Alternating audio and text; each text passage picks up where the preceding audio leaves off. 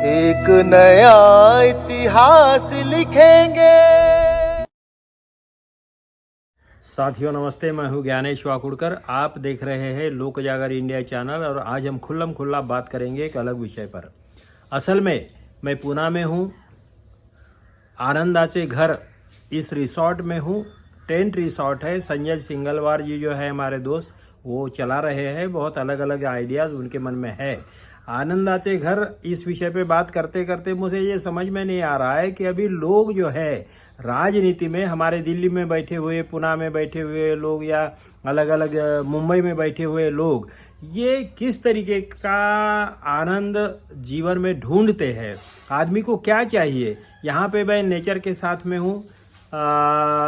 छोटी सी जगह में बहुत ही बेहतरीन तरीके से टेंट्स बनाए हुए हैं कुछ, और बहुत ही अच्छा आज सवेरे ही आया हूँ यहाँ पे। मेन बात यह है कि सत्यपाल मलिक जी जो थे, उनका इंतकाल हो गया। वो बहुत ही ईमानदार आदमी थे। चौधरी चरण सिंह जी जैसे ईमानदार थे, वैसे ही ये भी उनके चेले ईमानदार थे। राज्यपाल थे, कश्मीर में थे, गोवा में थे, और भी कई राज्यों में वो राज्यपाल थे। लेकिन वो उन्होंने हमेशा ईमानदारी की बात की। और आरएसएस के कुछ लोगों ने उनके पास जो सौदेबाजी करने की कोशिश की, उनको खरीदने की कोशिश की, वो सौदे उन्होंने या देश विरोधी व्यवहार में उन्होंने साइन करने से इनकार कर दिया। और इसीलिए उनको परेशान करना शुरू कर दिया मोदी के लोगों ने, आरएसएस के लोगों ने। अब बात यहाँ तक बिगड़ गई कि फिर उनका तबादला यहाँ से वहाँ, वहाँ से यहाँ, ऐसा करते करते, लेकिन वो बोलते गए। पुलवामा के समय में, पुलवामा जो हमला हुआ और हमारे 40 के ऊपर जो हमारे सैनिक शहीद हो गए, उसके लिए उस समय में सत्यपाल मलिक जी कश्मीर के राज्यपाल थे। और उन्होंने ही कहा था मोदी जी को कि एयरलिफ्ट करना होगा, मौसम खराब है, बाय रोड सैनिकों को ले जाना खतरे से खाली नहीं है। ये बार बार उन्होंने कहा, और उसके लिए ज़्यादा पैसा भी नहीं लगता था। फिर भी मोदी ने नहीं माना, शाह ने नहीं माना, और वो हादसा हो गया।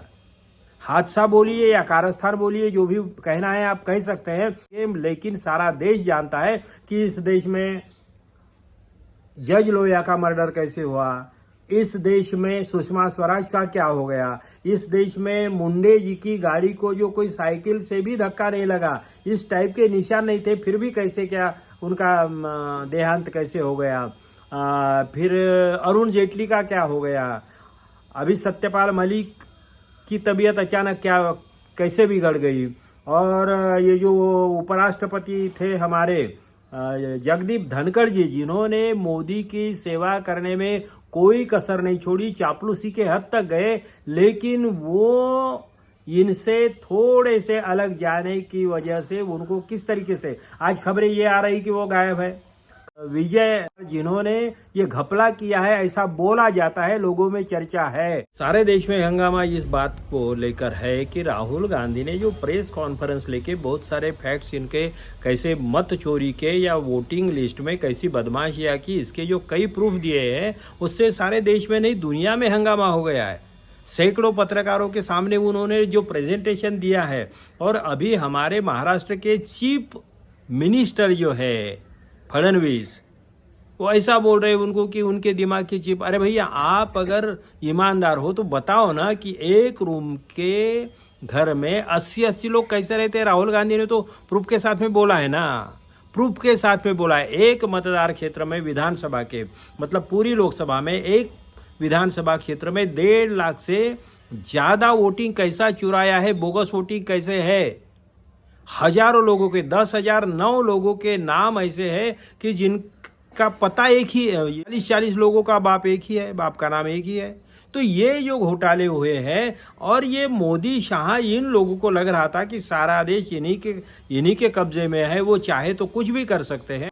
अकल के नाम की कोई चीज़ नहीं होती, कुछ भी उटपटांग बातें करते हैं। तो इनको लग रहा था एक तो ये कुछ नहीं है, पैदल दिमाग होने के बावजूद विश्वगुरु होने की बात करते हैं। दुनिया को भी पता चल गया कि कितने बेवकूफ़ लोग हैं, और इसीलिए सारी दुनिया ने इनको बायकॉट सा कर दिया है। ये देश के लिए बहुत हानिकारक है। इन बेवकूफ़ लोगों की वजह से सारे देश की किरकिरी हो गई है दुनिया में। और पाकिस्तान जैसे देश को, जो आतंकवाद को हमेशा समर्थन देता रहा, ऐसे देश को आतंकवाद विरोधी समिति का उपाध्यक्ष बनाया है। 150 से ज़्यादा लोगों ने उनके फेवर में वोटिंग किया है। तो ये मोदी की करतूतें हैं, ये संघ के लोगों की करतूतें हैं, इनकी बेवकूफ़ी की वजह है। अब मेन बात क्या हो गई कि अब इन लोगों ने, जिनके पास में इनके सबूत है या जो इन लोगों के करतूतों में शामिल है, उन सब लोगों का हिसाब करना, चुकता करना इन्होंने शुरू कर दिया है। जैसे मैंने पहले बताया कि पर्रिकर का क्या हो गया, सुषमा स्वराज का क्या हो गया, जेटली का क्या हो गया, मुन्ने का क्या हो गया। अब डर तो मुझे लगता है अभी ये सत्यपाल मलिक का क्या हो गया। अब ये उपराष्ट्रपति जो थे जगदीप धनखड़, इनका क्या होगा ये चिंता है। गडकरी का क्या होगा कल चल के ये चिंता है। भागवत का क्या होगा ये चिंता है। फडणवीस का क्या होगा ये चिंता है। फडणवीस को भी संभाल के रहना होगा, क्योंकि लोया मर्डर केस में फडणवीस बहुत हद तक अंदर तक घुसे हुए हैं, उनको बहुत सारी जानकारी है, ऐसा बोला जाता है। हमारे जो मित्र निरंजन टकले हैं, बहुत खोजी पत्रकार है, बहुत ही बेहतरीन पत्रकार है, जी जान से खेलकर उन्होंने पत्रकारिता की है, खोजी पत्रकारिता की है।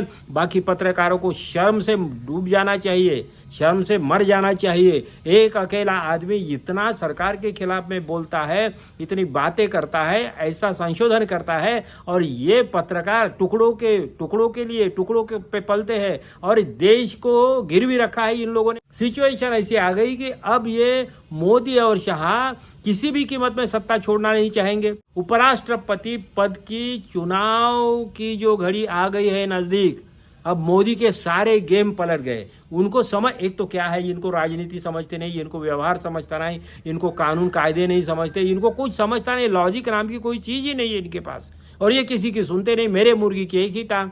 तो मेन बात कैसी हो गई, इनको लगा कि जगदीप धनखड़ कुछ गड़बड़ कर रहे हैं, इसलिए उनको रिजाइन करने के लिए लगा दिया। अब रिजाइन कर दिया तो वो पद खाली हो गया, तो चुनाव की बात डिक्लेयर कर दी है चुनाव आयोग ने। क्रॉस वोटिंग का खतरा हमेशा बना रहेगा, क्योंकि व्हिप जारी नहीं होता, उनकी सांसदी जाएगी नहीं। इसके पहले ये खतरा था, अगर मोदी की सरकार गिरानी थी, अगर भागवत को, क्योंकि भागवत और मोदी में झगड़े शुरू हो गए, अब ये मारकाट की लड़ाई शुरू हो गई है। गडकरी को भी वैसे ही है, उनके भी हालात बहुत बुरे हैं। तो ऐसे इसमें अगर वो मोदी को हटाना ही चाहते थे, नहीं तो देखिए ना 2 साल से इनका राष्ट्रीय अध्यक्ष नहीं बन पा रहा है। क्यों नहीं बन पा रहा है? क्योंकि भागवत इनकी बातें सुन नहीं रही है। ये बहुत बड़े परेशानी में आ गए, और अध्यक्ष अगर उनका भागवत का हो गया तो इनके तो वैसे भी घर जाने के चांसेस बन जाते हैं। अगर उपराष्ट्रपति पद का चुनाव होता, उसके पहले अगर राष्ट्र अध्यक्ष पद की बात होती, और मोदी नहीं मानते, मोदी शाह कभी नहीं मानेंगे, ऐसी सिचुएशन में अगर इनकी सरकार गिरानी थी तो कम से कम 30, 35 या 40 सांसद जुटाने पड़ते थे भागवत को। ये मैंने कई बार बोला है, ये मैंने वीडियो भी है, कई और चैनलों में भी बोला है कि इनके पास में एक ही चारा है उनको हटाने के लिए, कि 30-35 सांसद अपनी सांसदी को गंवाने के लिए तैयार रहने वाले चाहिए। लेकिन अब वो रास्ते की जरूरत नहीं रही, क्योंकि उपराष्ट्रपति का चुनाव जैसे ही हो जाएगा तो क्रॉस वोटिंग हो सकता है, कोई भी किसी को भी वोटिंग कर सकता है। वोटिंग दिखाने किसको किया है ये दिखाने की जरूरत नहीं है, अगर दिख भी पड़ा है तो भी उनके ऊपर पक्षांतर विरोधी कानून के मुताबिक कोई कार्रवाई नहीं हो सकती। मतलब इनकी सांसदी सही सलामत रहेगी। अब सांसदी भी सही सलामत रहेगी, मोदी शाह का कांटा भी निकाला जाएगा, और भागवत भी सेफ रहेंगे। लेकिन सबसे बड़ा खतरा मोदी पे है। मोदी अब हर तरीके से अनसेफ जोन में चले गए हैं। देखिए, सबसे बड़ी बात ये होने वाली है कि ये उपराष्ट्रपति अगर मोदी लड़ना चाहते हैं, क्योंकि पंतप्रधान पद से तो जाने वाले हैं, ये बिल्कुल जाएगी। ये सरकार गिरेगी, ये 5 साल पूरा नहीं करेगी। ये सरकार, मोदी की सरकार 5 साल पूरा नहीं करेगी, ये बात लिख लीजिए। मैं फिर से अभी आपको बता रहा हूं कि ये सरकार 5 साल पूरे करेगी नहीं, मोदी को जल्द ही जाना है। अगर मोदी नहीं जाते और मोदी ही टिके रहते 75 साल के बाद में, तो भागवत को घर जाना है। कुछ भी हो सकता है कि मोदी शाह जब तक है तो मोदी है तो मुमकिन है, शाह है तो मुमकिन है। तो मैं ये बता रहा था कि अगर ये उपराष्ट्रपति पद के चुनाव में मोदी खड़े रहते तो हार जाएंगे, इतनी बात पक्की है। अगर बहुत ही उन्होंने मैनेज किया, हर एक को धमकाया, क्योंकि ब्लैकमेलिंग और धमकाना यही इनके गुंडागर्दी, यही इनका तरीका है काम करने का। तो इस जज लोया का मॉडल है उनके सामने, इसीलिए धमकाया और उपराष्ट्रपति पद में हार गए। तो फिर वैसे भी मोदी की इज्जत कम हो जाएगी। फिर राष्ट्रपति बनना चाहेंगे तो राष्ट्रपति पद के चुनाव में भी हारेंगे नहीं। इनको कौन वोट देगा?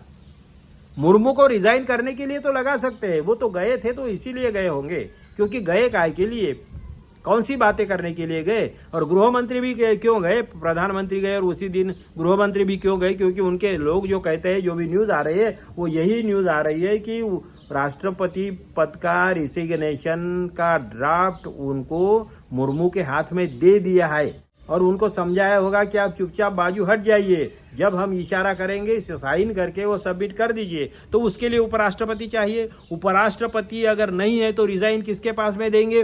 तो उपराष्ट्रपति पद का चुनाव होना बहुत जरूरी है। और जैसे ही चुनाव हो जाएगा तो मोदी जी के हारने का चांस ज्यादा है, और मोदी वहां से हार गए और राष्ट्रपति बनने की हिम्मत नहीं कर सकते। ये राष्ट्रपति बनने की हिम्मत नहीं करेंगे और उपराष्ट्रपति पद का चुनाव हार गए तो मोदी की मनमानी राष्ट्रपति भी शायद नहीं मानेगी, क्योंकि वो भी अपने भविष्य को लेकर चिंतित होगी और वो आरएसएस के साथ में, भागवत के साथ में दोस्ती कर लेगी, ऐसा मुझे लगता है। तो सारे समीकरण मोदी शाह के खिलाफ में जा रहे हैं, सारे पाप मोदी शाह के खुल चुके हैं। जो जो उनके पापों में सहभागी है, फडणवीस से लेकर गडकरी से लेकर जितने भी लोग उनके पापों में सहभागी है, उनका भी गेम करना मोदी शाह के लिए, पॉलिटिकल गेम की बात कर रहा हूं मैं, बाकी वो कैसे भी उनके व्यवहार कैसे भी हो, मगर जितने भी गेम की बात कर रहा हूं मैं, पॉलिटिकल गेम की बात कर रहा हूं।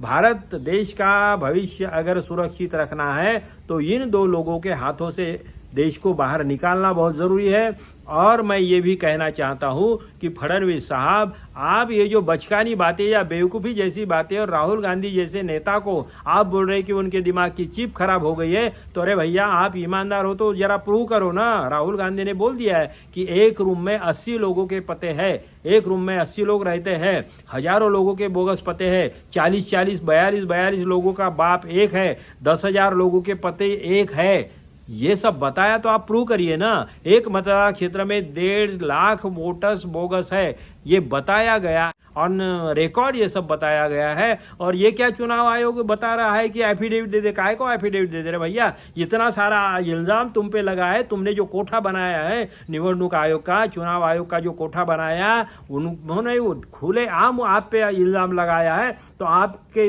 इसमें दम है तो आप करो ना कार्रवाई उनके ऊपर। कोई भी आपकी ऐसी बेइज्जती करेगा और चुप बैठेंगे तो क्या उनके एफिडेविट की क्या जरूरत है? जो रिसेंट चुनाव आयोग है ना, चुनाव आयोग के जो मुख्य चुनाव आयुक्त है, उन्होंने चुनाव आयोग को इस देश के चुनाव आयोग का कोठा बना दिया है। संसद का भी कुछ लोगों ने कोठा बना दिया है। कुछ लोग अच्छे हैं, अच्छे लोग जो है उनके प्रति हमारी संवेदनाएं हैं, हम इज्जत करते हैं उनकी। मगर ऐसे जो गंदे लोग हैं, जिन लोगों ने इनको वोट दिया है, वो सारे इस पाप में भागीदार है, देश की बर्बादी में भागीदार है। अब तो कम से कम संवर जाओ, अब तो कम से कम संभल जाओ। आनंदाचे घर इस रिसोर्ट में मैं हूँ, 2 दिन यहाँ पे हूँ। फिर परसों 15 तारीख को यहाँ पे सखे साजनी 2 की एक छोटी सी महफिल भी होगी।